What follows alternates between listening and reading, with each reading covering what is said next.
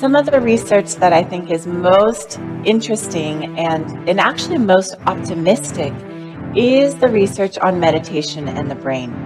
But basically, positive and negative emotions look different in the brain. So when they did a study on meditators, they brought in this Tibetan Lama, and what they found is that his left to right ratio was much higher than any of the other 175 subjects they brought into the laboratory. Or did the tens of thousands of hours that he had dedicated to this practice actually have an impact?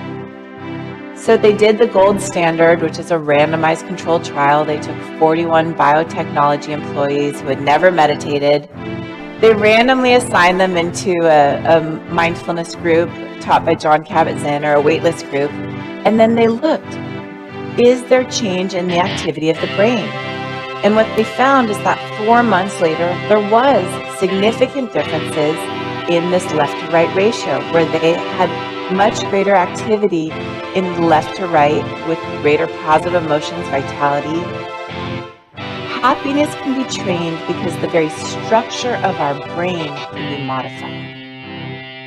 So what he's talking about here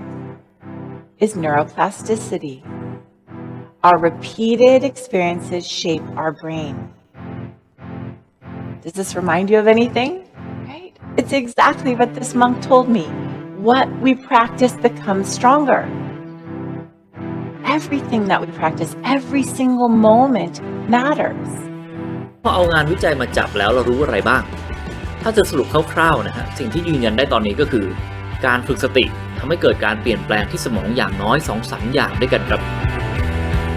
อย่างแรกคือเมื่อฝึกสติอย่างต่อเนื่อง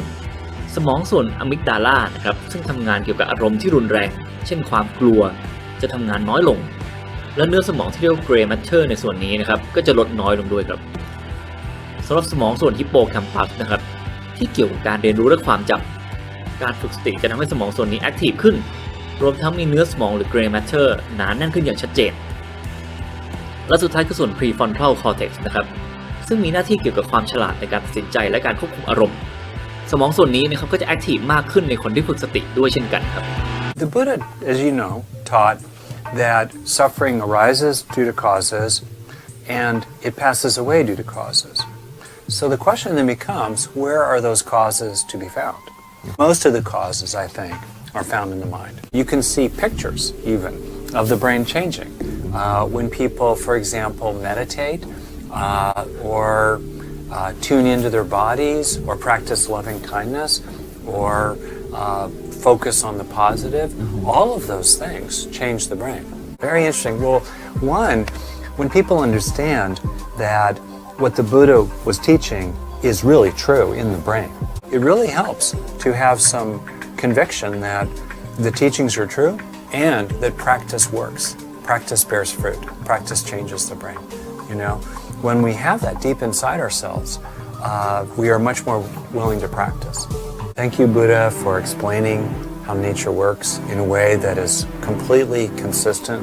with what modern science shows. ภาวะซึมเศร้าหรือภาวะวิตกกังวลเนี่ยเกิดจากกระบวนการคิดนักจิตวิทยาเนี่ยเชื่อว่าการที่เราฝึกการอยู่กับภาวะปัจจุบันขณะโดยไม่เข้าไปตัดสินเนี่ยจะเป็นการพัฒนาทัศนคติของการยอมรับเพื่อที่จะลดซึมเศร้ากับวิตกกังวลจุดมุ่งหมายของการฝึกสติของที่พระพุทธเจ้าพยายามสั่งสอนเราเนี่ยก็คือการมีสติอยู่กับเนื้อกับตัวตลอดเวลาและสติเนี่ยจะเป็นเครื่องมือในการที่เราจะใช้ในการทำความเข้าใจโลกสมองของเราก็จะรู้สึกว่า